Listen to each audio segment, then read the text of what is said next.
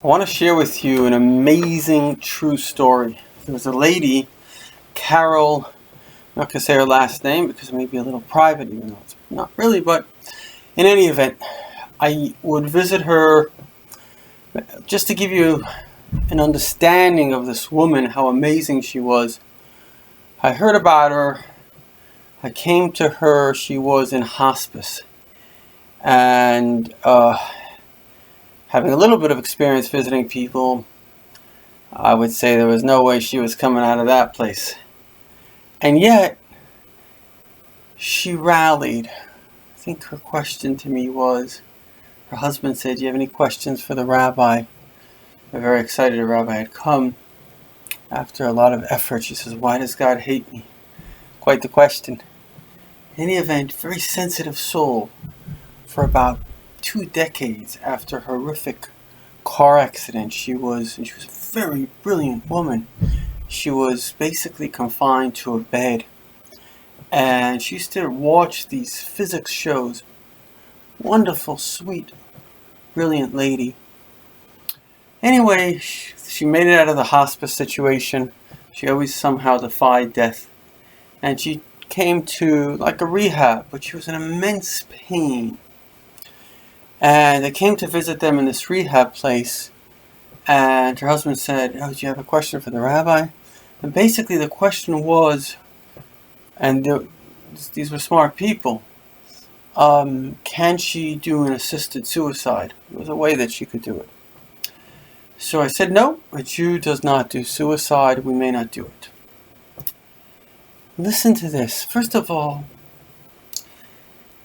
the greatness of a Jew. Here's a person, I wasn't their rabbi, she wasn't Orthodox, but the simple faith that a rabbi says no means no. That's it. So she suffered terribly for 2 years in great pain. I visited her practically every day. And amazingly, about 2 weeks before the end of her life, she became fully lucid. Her husband is recording the things she said, unbelievable things she said. They happen to have neighbors of theirs, a gay, I don't know, whatever you want to call them, but they're nurses, and they're actually one of them was, maybe both, one of them is a spiritual person, not Jewish. And he seems to see auras and things like that. And he said that he saw 3 women, who she was able to identify, I think as 2 aunts or something like that. Now remember, this guy's not Jewish. I don't think he's very religious. He's very spiritual, but he's not religious. And he writes down words, and the family asked me, "Can you tell me what these words are?" And it's a song. And they were singing this song. And the song is Ono Bekoyach. I'm going to sing you the song for a moment, and I'll tell you the significance and why I'm singing you the song and telling you the story. Ono Bekoyach, Bekoyach, Gedulas Yemincha, Yemincha. Tati Sirura Kabarina Samcha Sagveinu Tareinu Naira. Why is this song important? This song was made by Rabbi Nechunya ben Hakana, a great Kabbalist. He wrote Sefer Hakana. This song has 42 letters and corresponds to the 42-letter name of God.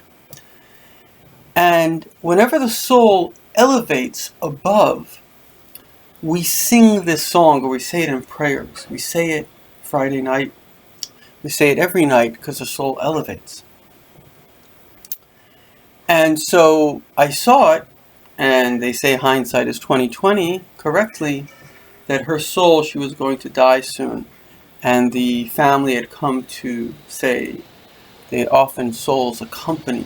Other souls from the other world come to accompany. That's why it says in the Torah, Nesaf el Amav, he was gathered to his nation, to his people. The people, the family come. There's a book called Secrets of the Soul of these very severely disabled autistic children, and was through facilitated communication using a computer. They reveal a lot, and one of the things they reveal is that the family comes. This is a kindness of God to help make the individual feel it's a whole transition. So, my friends, the Mashiach is about to come. All the souls that were above are about to come into their bodies below. Our sages teach us that in every person there's a bone. It's called the luz bone on the back of the neck. And this bone, it's indestructible. And I remember hearing from Rabbi Mangel, a Holocaust survivor, that the Jews were saying, because they were unfortunately collecting the crematorium, the ashes of 1 million Jews. I saw the little pond where those ashes, a dark pond, were dumped. And there was always a bone. Extreme temperatures, there was always a bone. And there was a Roman king who once asked one of the rabbis, tell me, how is God going to create the resurrection? They were believers. And he said, there's this little bone. And God will take it and I'll make it into like a little bit like a dough. I'll grow the body, the skin. And now that we know about DNA, we know that all you need is one tiny DNA. It could be in a bone for thousands of years. You'll have the exact human being. So these souls that are in heaven, they're singing Ana B'Koyach, because now heaven is about to come to earth.